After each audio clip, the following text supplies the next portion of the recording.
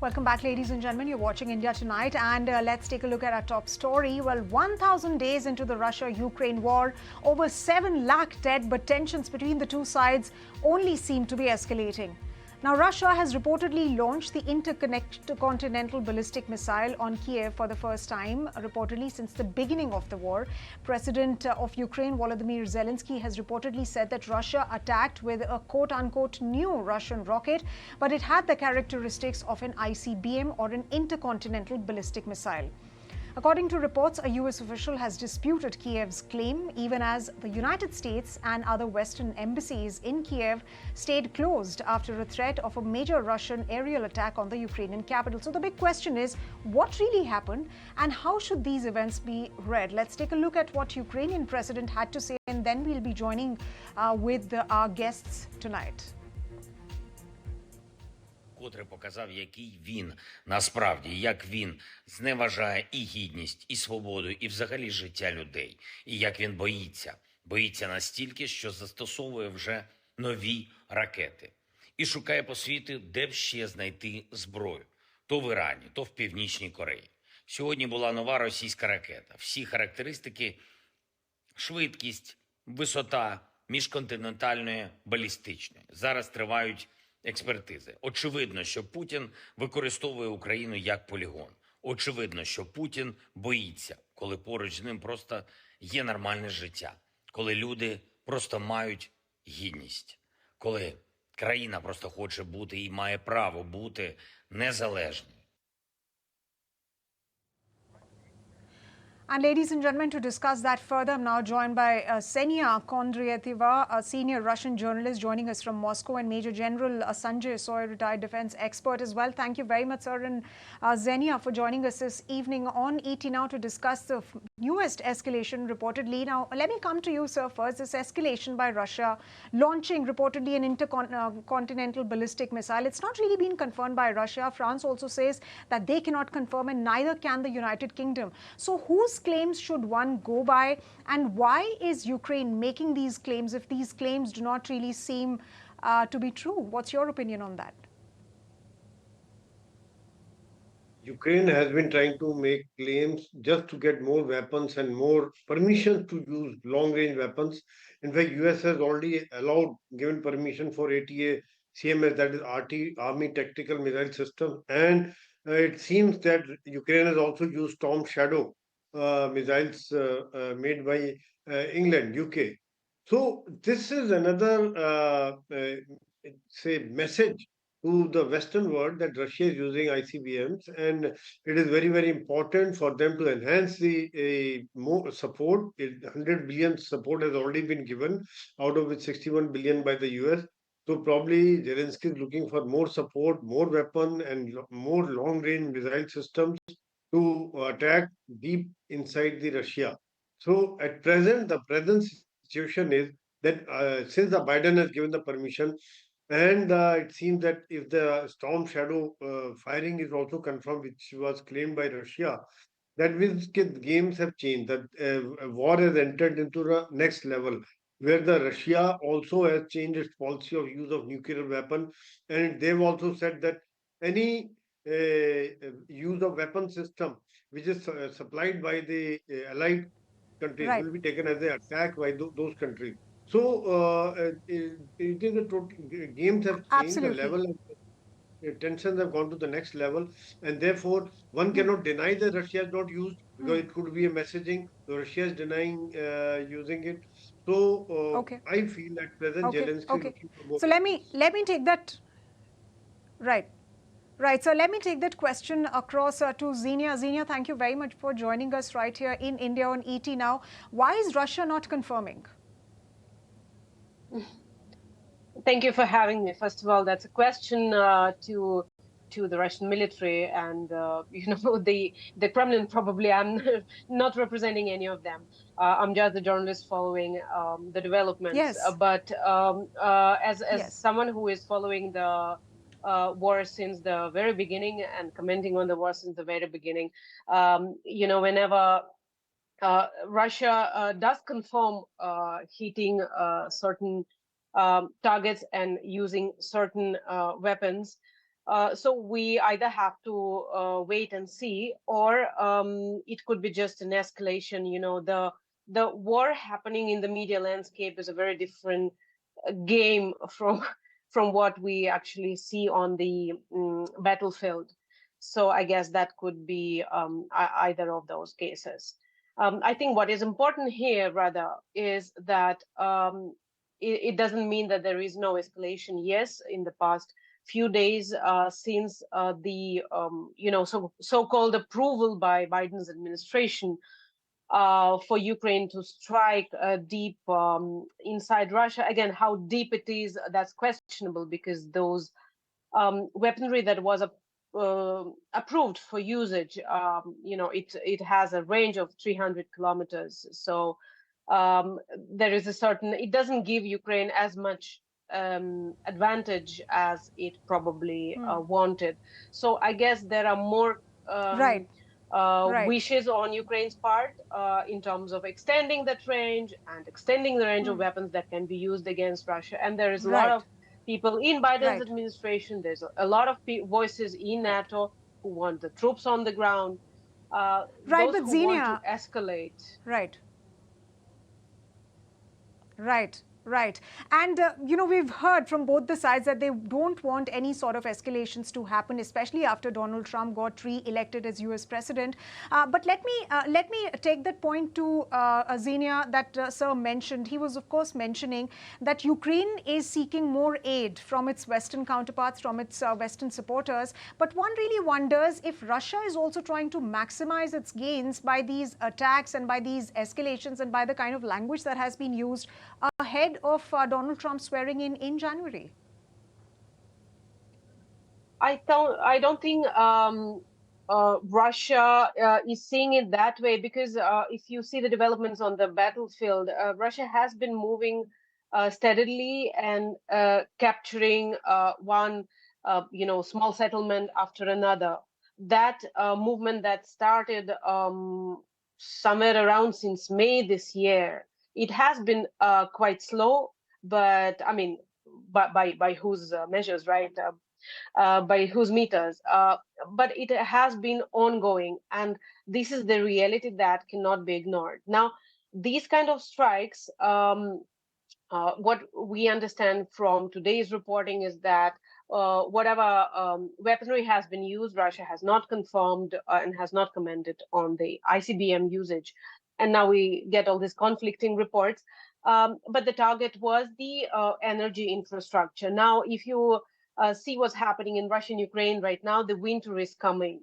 It's supposed to arrive in next 2-3 weeks.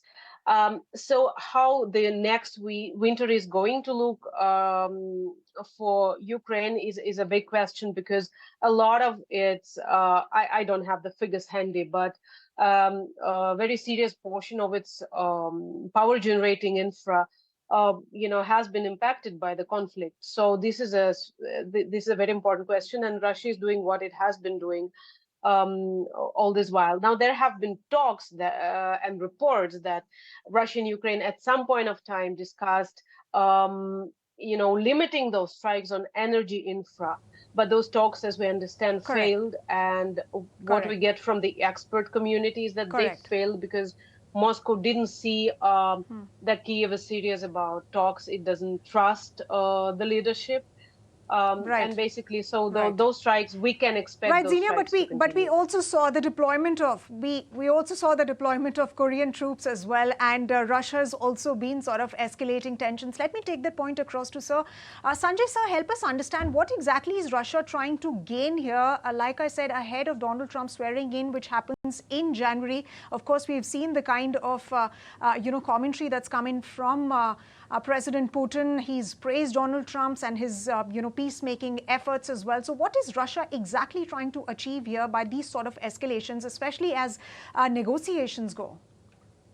Absolutely, Sunita. In fact, Russia has a very small window now. Just about 20 January, Trump will be in power. And they want to throw Yes. Ukrainian out of the Kursk, where they have entered Kursk region, That is where probably the reports say that around 12,000 North Korean troops have been deployed. And Russia has also intensified attack on the energy infrastructure. And they have been also gaining small gains, as Zinia had mentioned, in Donbass region. Small settlements have been captured one by one. So Russia wants to gain as much and throw them out of Kursk region before Trump takes over, so that they are in a better bargaining position. Because if Kursk remains with Ukraine, the Ukraine's bargaining power will be slightly stronger, and then a settlement would be that much difficult. That is the exact reason 20th January, before Trump comes, Russia wants to have that upper end. That is another reason that America and England have given permission for use of long range missile system, so that and it has been reported that most of the attacks were carried out around Kursk, so that whatever Russian ammunition dumps are there, that was attacked, and whatever Russian concentration, troop concentration could be there, those could be tackled. That is the main aim, to deny Russia Right. counter attack in Kursk region. Right. Yeah. Right. Right. Let me ask you one more question, and then I'll come to you, Xenia. But when you say that Russia is also trying to sort of have its negotiations side better, but would things be manageable between the two sides when Donald Trump assumes office, given the kind of escalation that we've seen? By January, when Donald Trump assumes office, what do you think the dynamics will be looking like between the two sides, and of course, where this war stands? Well, it's a very $1 million question, because things have tangled so much that will Zelensky accept ceasefire when Russia has already occupied certain area, Luhansk and Donbass area? Will Russia accept ceasefire? I mean, Russia is would be ready to go for ceasefire. But will Zelensky accept? And Zelensky will have to accept if America stops supply of weapon system, or America stops military aid. So the whole thing depends on the Trump administration. But the one more thing I wanted to highlight is that institutions are very strong. They always see the long-term policy of America. Will Trump be able to, pressurize the system to accept to his terms, or will the Trump say yes, let's focus on Middle East and reduce the tension in Ukraine side? So these are things which probably we'll have to see. Though he said that within 24 hours I'll stop the war, it will not be so easy. But if attempts are made, I think things may go towards normalization. Let's hope so. Yeah. Absolutely, and that will require several policy changes as well, sir. But let me take these final comments from Xenia. Xenia, how real do you think the threat from Russia now is of going full throttle against NATO? And where does that really place Russia on the negotiating table?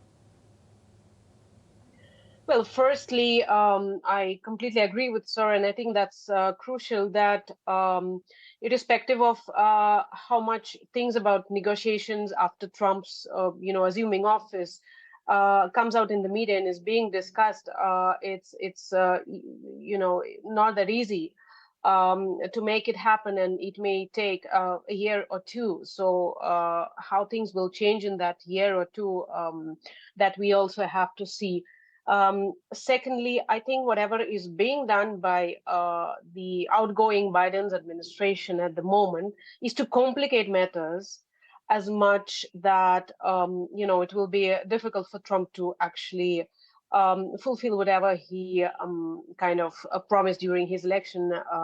So there is a lot of skepticism here in Moscow about those moves, and Russia just have to conduct its operation the way it is conducting. Now, regarding the escalation and where it places Russia at the negotiating table, I think one of the goals is, of course, throwing out the Ukrainian troops out of the Kursk region. We have to understand that the best formations of Ukrainian military have been placed in Kursk and taken out from other areas.